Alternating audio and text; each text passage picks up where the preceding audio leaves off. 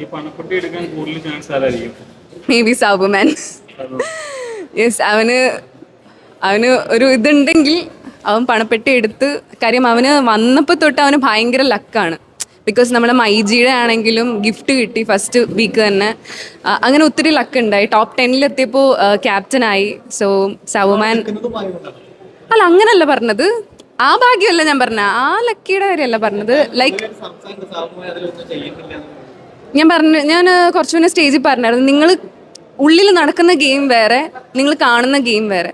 ഉള്ളിൽ അവർ നന്നായിട്ട് സംസാരിക്കുന്നുണ്ടാവും, പക്ഷെ പുറമെ കാണിക്കുന്നത് ചിലപ്പം സംസാരിക്കാത്ത രീതിയിലൊക്കെ ആയിരിക്കും. അത് എല്ലാ മീൻസ് 24/7 എന്ന് പറഞ്ഞാലും എല്ലാ ക്യാമറയിലും വിഷ്വൽസ് ഒരേ ടൈമിൽ കാണുന്നില്ലല്ലോ.